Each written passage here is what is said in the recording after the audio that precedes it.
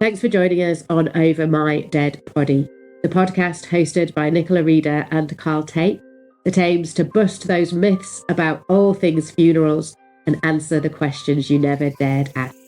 So stick in your earbuds, listen, and then send us your questions for the things we still haven't answered for you. Happy listening. Hey guys, it's Nicola and welcome to Series 2, Episode 5 of Over My Dead Body. The first time we have been back behind the mic since producer Steve's dramatic rush into hospital to get that appendix removed. He is back home and pressing the buttons again and doing really, really well. So we know you will all be sending him your best wishes and your thoughts for a speedy recovery in time for Christmas. It is great to be back behind the mic again with you all, but I am flying solo this week. For as he may have mentioned a time or two, currently my co-host Carl is also the brilliant Mayor of Richmond. So as we approach Christmas, he is getting invited to so many civic receptions, carol concerts, school choirs, all sorts of things that the Mayor really, really needs to be at. And as hard as we've tried, we have not yet found a way for him to be in two places at once. So he can't be with us this week, it's just me, but he will be back next week. And that's for a really, really important episode. We know as we approach Christmas, it's not easy for everyone. You may be grieving somebody, whether you lost them in this last year and you're approaching a first Christmas without them, or whether you lost somebody years ago. It doesn't necessarily always get easier. So next week, Carl and I are going to be talking about remembering those we love at Christmas, about how grief might feel, and just giving you the chance to take a quiet and calm half hour out of a really busy schedule to remember your loved one and just find some peace. But that's next week. For this week, we are going behind the curtain at the crematorium and busting some more of those myths and answering some of those questions straight from the horse's mouth from somebody who works there and sees it all. So it's a really great episode for understanding exactly what happens after you've left the crematorium, and also why there are sometimes Teletubbies involved in funerals. So enjoy this episode and we'll see you next week. So on this week's episode of Over My Dead Body, we are delighted to have with us Simon Routledge, who is with the Crematoria group as head of region for North and London, because the North isn't big enough. Yeah. What it is they thought I would like to spend even more time in my car, so we put the two furthest places apart, and that's where I cover. But yeah, so that's 16 crematorias I cover, all of Scotland, the North East, part of Yorkshire, a bit of Lincolnshire, and then all of Central London as well. But thank you for having me anyway. No, thank you so much for being here. So, head of region, I guess, what does it actually mean then? Tell us a little bit more about your role with Crematoria, what you do on a week-by-week basis. I think that's always an interesting question. I could say I don't know, but it's just a massive people operation, isn't it, to be honest? I'm very privileged. I look after 16 crematoria. I have 7 cemeteries amongst that, some of which are 100 acres.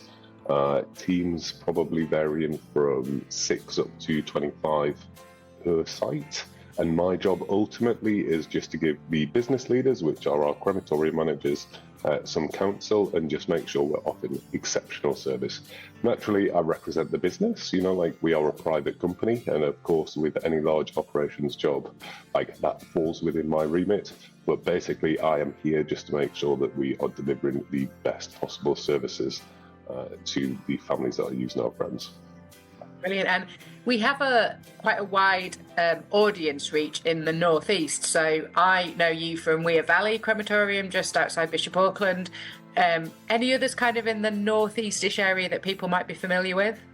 No, I would love to say yes, to be honest. So I live up in the northeast as well. So I live just outside of Newcastle. But actually, no, I am just Weir Valley within the northeast. And then I jump right up to Berwick. So Houndwood would be my next closest, which is just over the border into Scotland. And then actually I cut across to Hull and to East Riding of Yorkshire. We miss a bit and then we're picking up the Lincolnshire sites at that point. But I would love more. I would love to see that be the case, to be honest.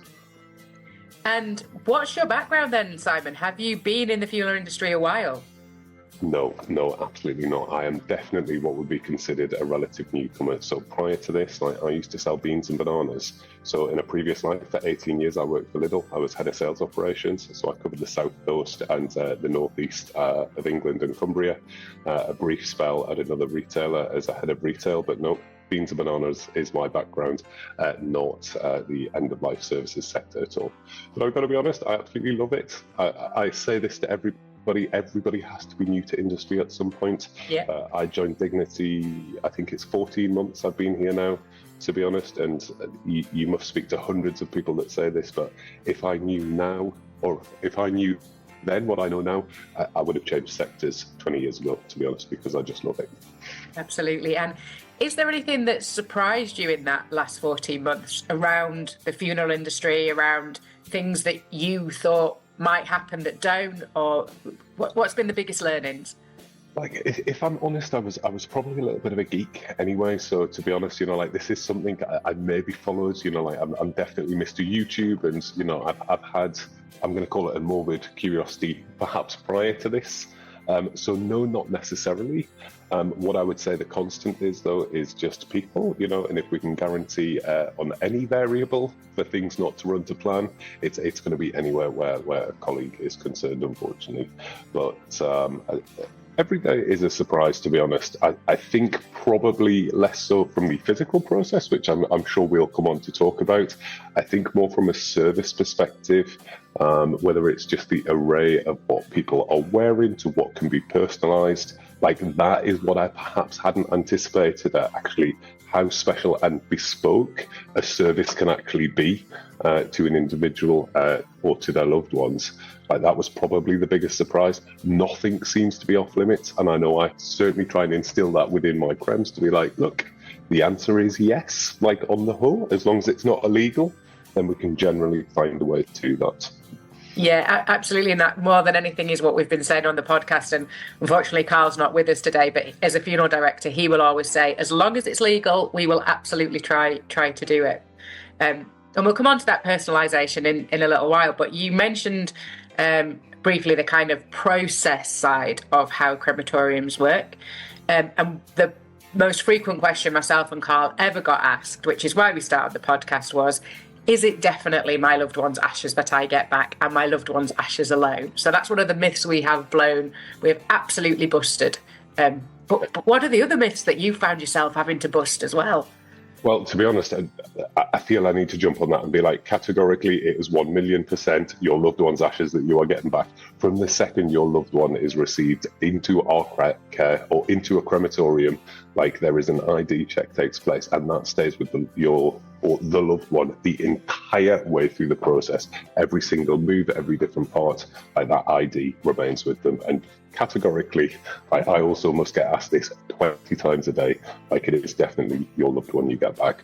Other big ones, definitely, do you remove the deceased from coffins before you cremate? Absolutely not, to be honest. Like, what your loved one arrives in is what they're cremated. And again, there is a physical process that's involved, and you need a vessel to be able to, I'm obviously gesturing on screen, but you need a vessel to be able to put a deceased into a cremator. So absolutely stays within the coffin. Gold teeth are another one. Like, do we get them back? No, like, absolutely, unfortunately not. The cremator is anywhere from 800 to maybe 1200 degrees.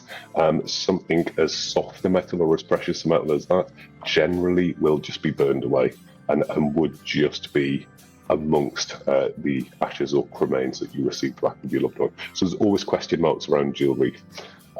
Occasionally some surprises of what can go or what has gone into coffins. Glass is a big no-go.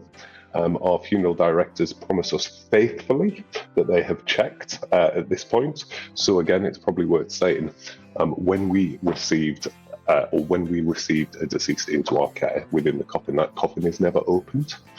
So within the crematorium, we do not know what is within that coffin. Of course, we know your loved one is in. There's been an ID check, but if I'm gonna call it contraband, like, has made its way into the coffin, then generally we will know that's at the end of the process. Glass being particularly volatile, and it doesn't break down, so we can see that at the end of the process. So yeah, That's another one, to be honest. So definitely no photographs in frames, no favourite perfume bottles, no kind of glasses, sunglasses, those shades, those kind of things. Is that no? None of that. And to be honest, again, from a tailoring point of view, you pop those on the coffin, they can stay with your loved one all the way through. But at that point, if it was sat on top of the coffin, we would remove it. Same thing, we see such beautiful flowers come in, sprays on top of coffins. They are not cremated either. And again, that's a question we quite often receive. I need to be careful whether I admit to this, but often, like a single flower may still remain with your loved one, like when they go into the cremator, and we ensure that's the case. Yeah, absolutely. And one of the other big questions we often get asked is, do you cremate on the same day? Does it happen weeks after? How will we know when we've left the chapel what happens to our loved one then?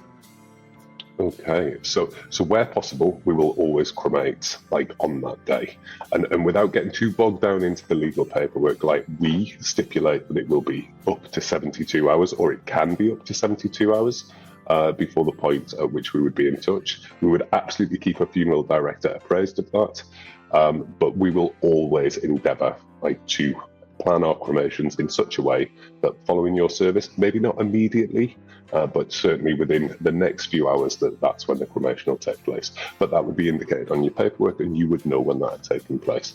And also, it's no problem from a crematorium point of view, just to let the FD know as well, and they certainly will be abreast of that information as well.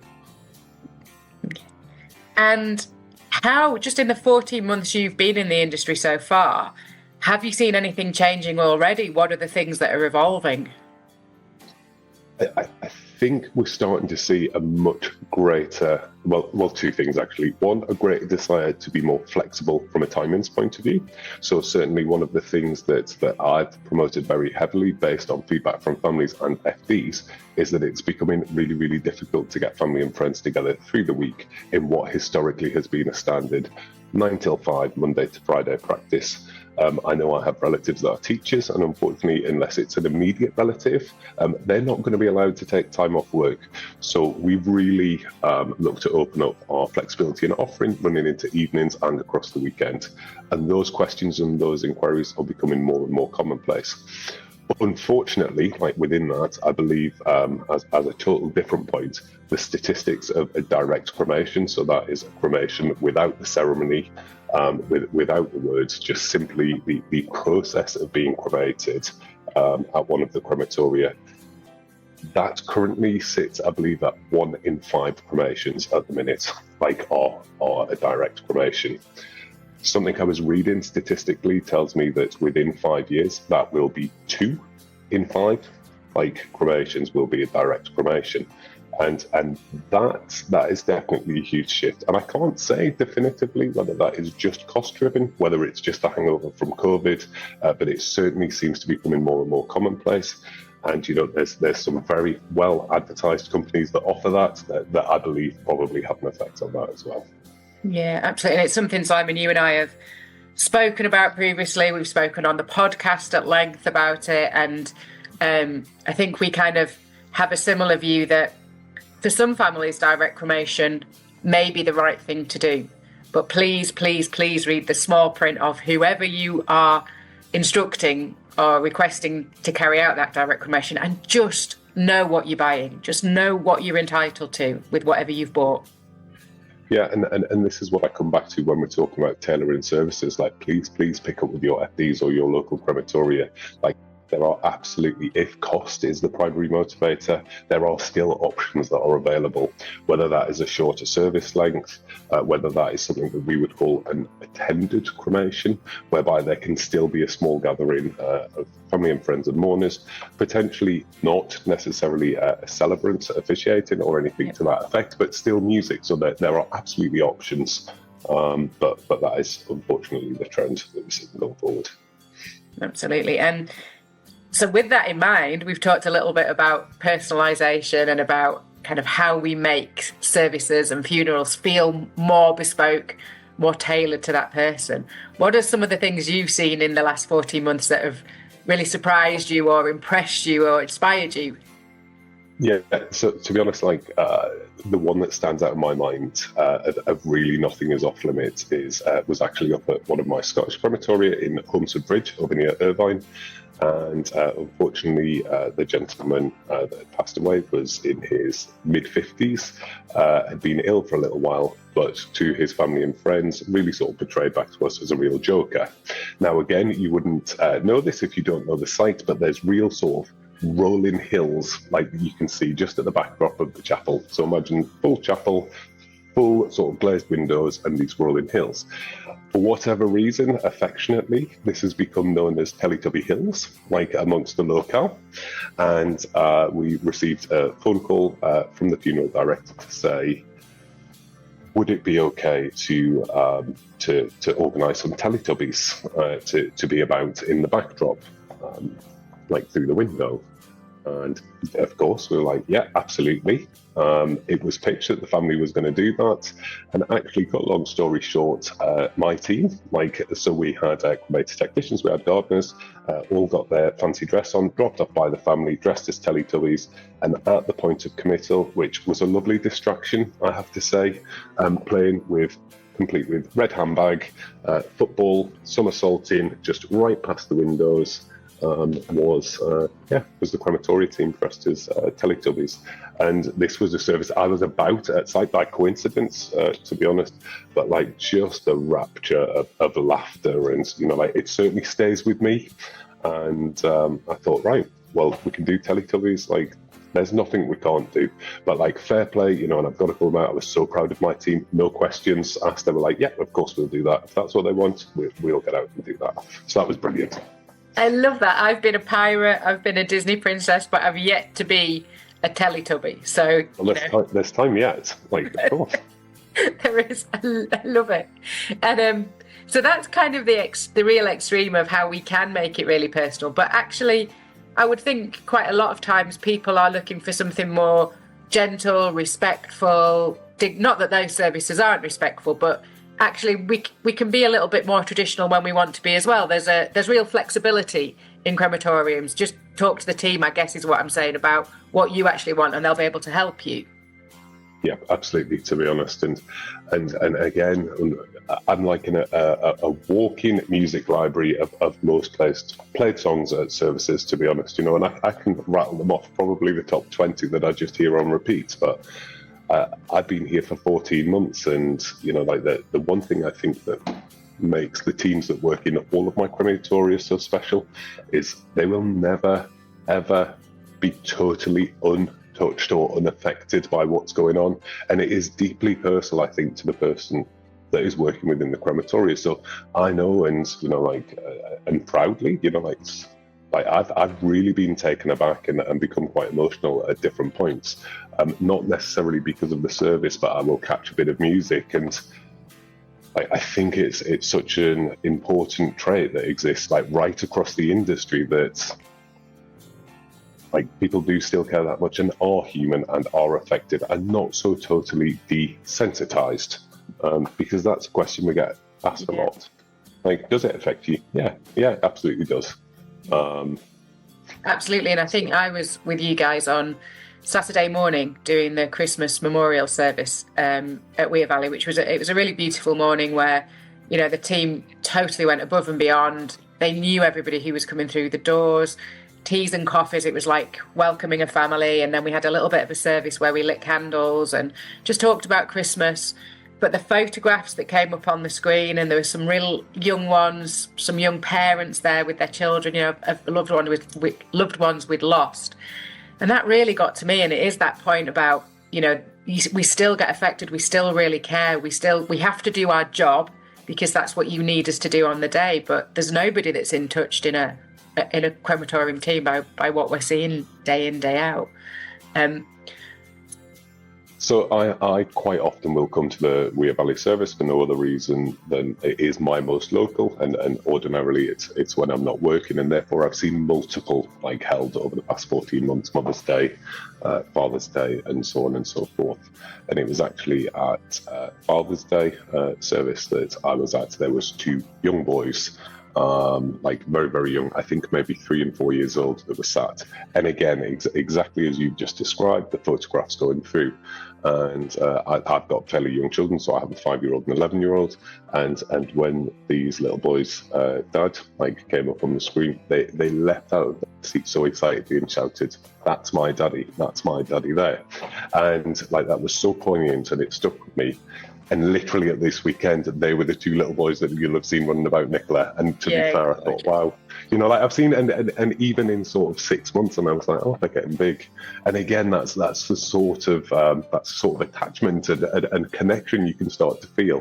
I've now seen 2 little boys. They've grown up 6 months, but I remember them so clearly from last time. And I think people don't necessarily understand that this is available, at most crematoria, certainly all of ours, is that actually you don't need to have been cremated at Weir Valley Crematorium or Hunsford Bridge or South London, but they will always run services of remembrance and memorial right through the year. And if anyone can take anything from that, please come and check this out. To come and be reflectful and think about your loved ones or someone you've lost. You do not need the attachment to the site. But the one thing I can guarantee is there will be a beautiful service, really lovely music, and hopefully, and Nicola, you are my benchmark at this, a celebrant, taking everyone through that. So yeah, absolutely. And I think the point as well from that is that your relationship with a crematorium doesn't end at the end of the service for your loved one. So particularly Weir Valley, the other crematoriums around the region, they've got beautiful grounds, they're beautiful places to go and just sit and reflect. And you'll bump into the groundsmen who are attending after, looking after the areas where your loved one's ashes are. And you can build up a real relationship. You can keep going back and keep seeing the teams there at the crematorium. Don't feel like once you leave the crematorium, that's the last time you can ever go.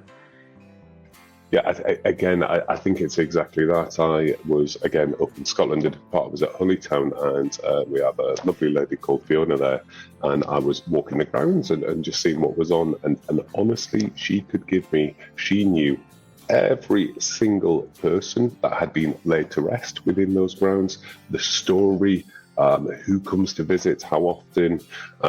Genuinely, it was like walking around with a celebrity as well, with the visitors. They're like, "Fiona, how are you?" And again, that just sort of underlines the point you've just made, is that connection is there. And often, like you say, it's the grounds team, because they are the ones that are out there. They are the ones probably getting you your watering can or the sort of the gentle smile that you'll get or whatever it happens to be. But yeah. And you don't have to start that relationship at the point of need either. So, people can ring up your crematorium if they know that they might have a terminal illness, or if they're just thinking about putting some plans in place, thinking about where they might want their final journey to end, those kind of things. They can ring up and come and have a look round anytime. Oh, absolutely. To be honest, aside from anything, it is a beautifully calming place. But yeah, so we would call that pre-need.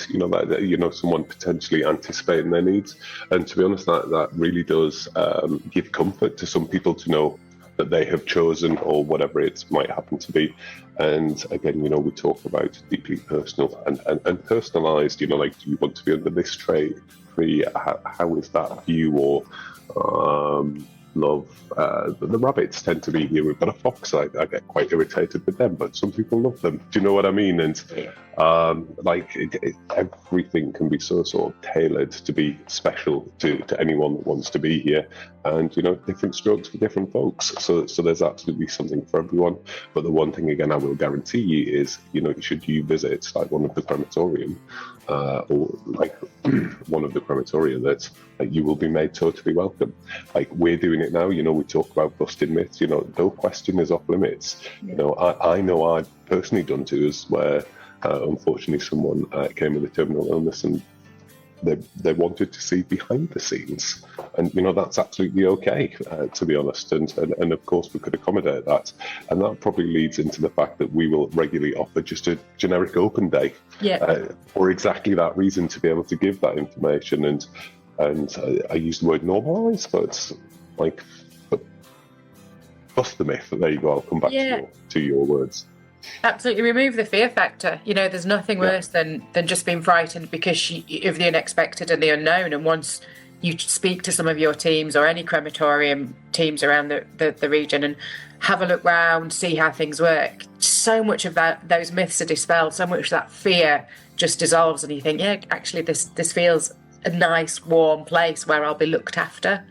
It's a lot of trust that families put in yourselves to look after their loved one at the very, very last moments of their existence. And it can take away some of that fear. It genuinely is the biggest privilege, to me and my team to be that, and particularly at the point of cremation, my team, they are the last person that your loved one will be in contact with. And I thought it was, I did my induction in a crematorium in Grantham in Lincolnshire, and I spent a bit of time in the crematory, and the guy there is a guy called Gary. He's been doing it a long time. Never a more passionate gentleman would you meet, but the gentle conversation that he absolutely has with the deceased that are within his care, and he says goodbye to all of them and lets them know what's happening, and I thought that was so beautiful at the time. But I've seen that everywhere. That's every one of my crematorium. Yeah. And I think that's quite often when I'm speaking to families, and I'll try and explain the choreography of the day, so that they know exactly what's going to happen. And I'll get to talking about the end, and I'll say, I'll press play on the final track, and I'll go and bow to your loved one, and I'll go out of the doors, and you follow me out when you're ready, and we'll meet your friends and family outside. And the one question I get asked more than anything at that point is, but will my loved one be alone? Will they be alone from then? And it's, no crematorium will ever leave anybody alone. There's always somebody with your loved one right until the very end. Yeah, absolutely. And it's really, really important. So what do you think might happen over the next few years? What are you seeing in terms of trends in cremation or crematoria or services?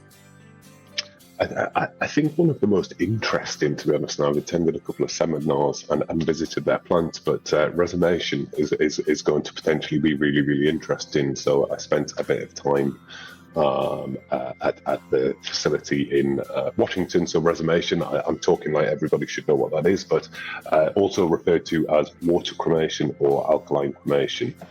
But from an excitement point of view, this is certainly in the UK, likely to be going through Parliament in Scotland, certainly in the next few months, will be the first alternative to a burial or cremation in over 100 years. Premise being obviously much lower carbon footprint, live, I think, in multiple other countries, Holland, New Zealand, States. I think that's interesting. I don't know how it's going to go. But it's certainly quite thought-provoking, to be honest, that there may well be an alternative available. Yeah, absolutely. People keep saying to us, surely we can't just keep going with cremation and burial. Surely there has to be somewhere else to go. And there's ideas around the kind of natural pods almost, where you're buried in a shroud and maybe a tree grows from you in kind of a special type of fertilizer as your body decays. So that's another idea, but there will be, and resumation's probably the next one that will come in, water cremation. So it's interesting to see that. And in terms of services themselves, what we're trying to do is help people get over the fears. So what would you say to families who are just maybe facing that point of need, knowing that they're going to have to start, thinking about a funeral for themselves or for a loved one, and they're just terrified of the whole process? What would be the advice that you could give to them to help them? I think my advice would be just speak to, I'm going to say someone, like it's generic, speak to your FD, speak to a celebrant, speak to a crematorium. I come back to that point. In your head, it does not need to be what you traditionally think that a funeral or a service is going to be. Like it's exactly that, isn't it? It is just a service. Like we generally will follow, it's 3 pieces of music, or this is what we see traditionally, 3 pieces of music and a committal, but it's that nothing is off limits, to be honest. Like, what do you want it to be? You can set the tone, you can plan the tone, but I guarantee you that the way you will be feeling going into organising a funeral or a service is how every other person is probably feeling at that time, and therefore to just speak with somebody about it, perhaps someone who has more experience in that, I think could just sort of provide that level of reassurance that you're probably not feeling yourself at the time. Yeah, absolutely. And I think very often families are now faced with so much choice when it comes to funerals, from a venue to a casket to music to whether they have cars to just everything, that actually, if we say to you, think about 3 pieces of music, it's just a good place to start. Like, that might become 7 pieces of music because you can't narrow it down, or it might become 1 piece of music because actually Dad didn't really like music at all. But just to give you, rather than saying think about music, to kind of give you some specifics in those early days really helps. But we're not saying that's all you can have. And I'm sure you've had services at your crematoriums where it's just been music and nobody speaking. So yeah, absolutely. A Pirate's Life for me, it was the deceased was in the Navy, and I was literally travelling through the Victoria, and it was a pirate's life for me, and absolutely, why not, to be honest. I get that question a lot. Does it need to be a hymn? No, it doesn't. Like, not at all. No. And, you know, I very often get asked, can we play Going Underground, This Girl Is on Fire, Ring of Fire, Stairway to Heaven, all of the above? You know, the funnier. Absolutely. Yeah, always look on the bright side of life, had that hundreds of times. So, you know, there is kind of no inappropriate song as long as it fits the story of what that we're trying to tell about that person. So, yeah, absolutely. Brilliant. Thank you so much. Well, it's been brilliant having you on the show and chatting crematoriums. I am so pleased that we managed to bring Teletubbies into it. Absolutely. And also, finally, put the nail on the coffin that it is absolutely 100% your loved one's ashes you get back, and their ashes alone. There is nothing else. So it's lovely to have that from the proverbial horse's mouth. So, well, thank you for having me, and thank you for letting me speak about it. No problem at all. So for anybody who is listening, you can get hold of Simon if you want to, I'm sure via LinkedIn or the company pages, but just look for your local crematorium. For here in the northeast, it would be Weir Valley. The team up there are incredible, as are the teams at all of our lovely crematoriums. So just give them a ring, go have a chat, have a wander around, ask those questions that you're scared about asking, and we are all here to help you as much as we possibly can. So Simon, thank you so much, and we look forward to having you on the show again, hopefully in the future. I would love it. Thanks, Nicola. Thank you for listening, and we really hope you enjoyed and were inspired by this week's episode. Remember that you can get in touch with us anytime to ask a question, offer to be a guest, or to request that we bust a particular myth. You can get in touch via any of our social accounts over My Dead Poddy on Facebook, Insta, or TikTok. Or you can drop us an email at overmydeadpoddy@gmail.com. Just a reminder that whilst all of us work in the funeral industry, none of us are fully qualified grief counsellors. And therefore, if you've been affected by any of the issues that we've discussed today, we highly recommend that you seek out professional or medical support to help you with those conversations. Should you need any support, please do get in touch and we can hopefully signpost you in the right direction, but we can't offer those services ourselves. Thanks for listening, and we can't wait to bring you the next episode.